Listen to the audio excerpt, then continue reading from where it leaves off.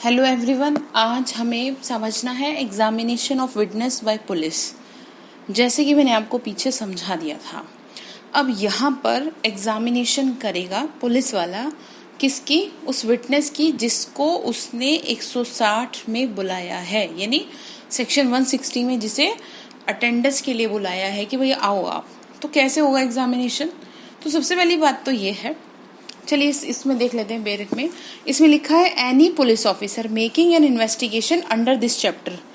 वो कोई भी पुलिस ऑफिसर जो इस चैप्टर के अंदर क्या कर रहा है, इन्वेस्टिगेशन कर रहा है, ठीक है। और any police officer not below such rank as the state government, और या फिर जिस किसी को भी स्टेट गवर्नमेंट इस चीज के लिए ऑथोराइज करे, ठीक। प्रिस्क्राइब इन दिस बिहाफ, वही बात आ गई। Acting on the requisition of such officer, कैसे करेगा उसको वो एग्जामिन में ओरली एनी पर्सन, ठीक है। अब इसका मतलब ये है, जैसे कि सपोज आपको मैंने बुलाया और आप आए, तो मैं आपसे पूछूंगी भाई आप बताओ आप क्या जानते हो उसके बारे में, ठीक है। आपके पड़ोस में वो रहता है या आपका दोस्त वो है, कितने टाइम से आप जानते हो, तो कुछ भी मैं आपसे पूछ सकती हूँ आपको बिठा करके। तो वही काम पुलिस वाला करेगा जो इसमें लिखा हुआ है मे, ठीक है। अच्छा, may examine orally any person, वही बात आ गई। Any person suppose to be acquainted, जानता हो with the facts and the circumstances of the case, ठीक है। जिसको पता हो उससे रिलेटेड किसी भी तरह की चीजों के बारे में, फैक्ट्स के बारे में, तो उसको बुलाया जाएगा और इन चीजों के बारे में सारी चीज पूछी जाएगी। अब इसका सबसेक्शन 2 कह रहा है कि such person shall be bound to answer truly all questions. तो पहली बात तो ये है कि आप ना बाउंड है किस चीज के लिए? सच बोलने के लिए। और फिर इसमें आगे की लाइन को देखिए तो क्वेश्चंस हो गया, question relating to such case put to him by such officer, मतलब जो आपसे पूछ रहा है ऐसा ऑफिसर, यानी इन्वेस्टिगेशन ऑफिसर पूछ रहा है आपसे, या जिसको भी हमने सब सेक्शन 1 में पढ़ा वो ऑफिसर आपसे पूछ रहा है, तो आपको जवाब देना है सही से। तो पहली बात तो ये हो गई कि जवाब देना। दूसरी बात देखिए लिखा है अदर देन, इसके अलावा questions the answer to which would have tendency to expose him to a criminal charge or a penalty or forfeiture। अब बात यहाँ पर थोड़ा सा चेंज हो गया, ये हो गया कि पहली बात तो आपको कह दिया कि आप सही से बताओ। दूसरा, अब आपको लग रहा है कि अगर मैंने कुछ बता दिया तो मैं तो फंस जाऊंगा, ठीक है। मतलब वो विटनेस फंस जाएगा, उसे ऐसा लग रहा है कि भैया मेरे पे तो क्रिमिनल चार्ज लगा देंगे, मुझे फंसा देंगे उल्टा। अक्सर आपने देखा होगा ऐसे कि लोग बताने से डरते हैं, उन्हें पता भी होता है तो भी डरते हैं। उसके पीछे रीजन यही होता है, या किसी तरह की कोई पेनल्टी लगा दे, मेरी प्रॉपर्टी को फोरफीट कर दे, तो मैं क्यों बताऊं, मुझे तो नहीं बतानी। अगर उसे इस तरह का डर लग रहा है तो कोई भी पुलिस वाला उसको बाउंड नहीं करेगा, ठीक है। किस लिए?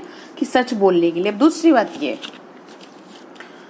अब इसी से जुड़ी हुई एक बात और, अब अगर उससे पूछा जा रहा है वो नहीं जवाब देगा, ठीक है। अब जवाब नहीं देगा, सब कुछ पता होते सराते भी, और ऐसा कुछ है भी नहीं जो अदर देन पढ़ा हमने, तो क्या होगा? तो सेक्शन 179 ऑफ आईपीसी में उसको पनिशेबल किया जाएगा, जो हमें बताता है refusing to answer public servant authorise to question. Public servant ही है ना, कौन? पुलिस वाला। नहीं बता रहे आप उसको, पूछ रहा है आपसे, वो ऑथोराइज है उस चीज के लिए, इसलिए पूछ रहा है आपसे। कोई आपसे उसकी जास्ती दुश्मनी थोड़ी है, इसलिए पूछ रहा है कि भैया बताओ। अब दूसरी बात इससे और निकल के एक आ जाती है, अब आपसे जो पूछा आप वो तो बता नहीं रहे, उल्टी सीधी बातें उल्टा सीधा बता रहे हो, झूठ बोले जा रहे हो बिना मतलब, तो क्या करेंगे फिर? अब झूठ बोल रहे हो तो फिर फंसोगे सेक्शन 203 ऑफ आईपीसी में, मतलब give false information respecting an offence committed, इसलिए आप फंसोगे वहां पे। तो दोनों ही बातों को हमें ध्यान रखना है कि बाउंड वाला भी और झूठ बोलने वाली भी बात। तो इतनी बात हो गई क्लियर। अब उसके बाद सबसेक्शन 3 है। सबसेक्शन 3 कह रहा है कि जैसे हमने सबसेक्शन 1 में पढ़ा कि मे एग्जामिन ओरली, तो यहाँ कह रहा है कि देखो वैसे तो वो ओरली ही करेगा, लेकिन अगर उसे लगता है, ठीक है, चाहे तो उस बयान को, उस स्टेटमेंट को वो राइटिंग में भी रिड्यूस कर सकता है। इसमें लिखा है the police officer may reduce into writing any statement made to him in the course of examination under this section, ठीक है। तो वो ऐसे करेगा, and if he does so he shall make a separate and true record, ठीक है। उसका क्या करेगा? ट्रू रिकॉर्ड तैयार। ऐसा नहीं है कि भैया सबकी कहानी एक में भर देगा, कौन? पुलिस वाला सेपरेट और ट्रू रिकॉर्ड तैयार करेगा। ये पुलिस वालों का काम है, हर एक केस की सेपरेट मतलब स्टेटमेंट लिखना, सेपरेट डायरी तैयार करना, ऐसे नहीं है सबको एक साथ कर देगा। तो उसकी स्टेटमेंट को क्या करेगा?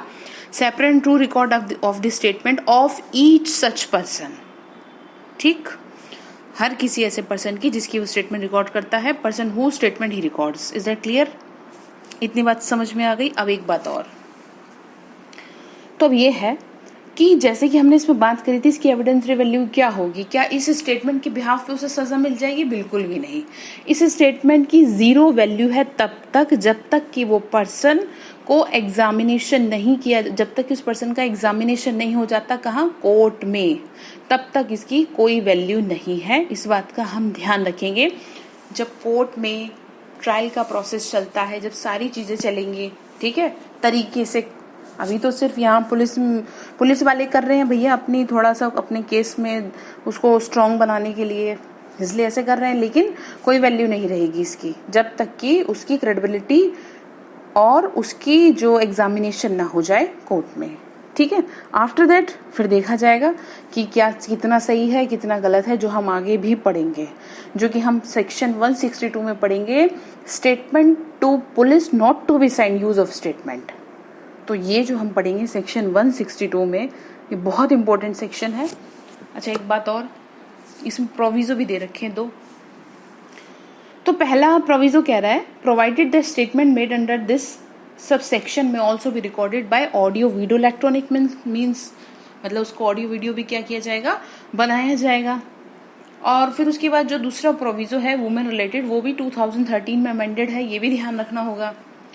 तो इसमें क्या लिखा है? इसमें लिखा है provided further that the statement of a woman against हुम एन ऑफेंस अंडर सेक्शन, जितने भी रिलेटेड सेक्शन है 354A, B, C, D और 376 से E तक, और उसके बाद 509 और 5PC, अगर इस तरह का कुछ भी है जो कमिटेड हुआ है किसी वुमेन के अगेंस्ट, तो उसको रिकॉर्ड कौन करेगा? उसको रिकॉर्ड वुमेन पुलिस ऑफिसर ही करेगी। ठीक है, तो ये हो गया सेक्शन 161। अब क्या होगा? अब ये होगा कि जो स्टेटमेंट है वो पुलिस वाले ने रिकॉर्ड कर लिए। अब क्या होगा? जब कोर्ट में जाएगा तो वही अब बताएंगे कि भैया ऐसा है, तुमने स्टेटमेंट तो रिकॉर्ड कर लिया, उसका मतलब ये थोड़ी है कि तुम इसे फंसा दोगे। वो तो कोर्ट के सामने होगा ना अब सब कुछ। अभी तक तो पुलिस स्टेशन में ही हो रहा था, अब कहानी चलेगी कोर्ट की तरफ। चलिए, तो हम भी आगे ही देखेंगे फिर।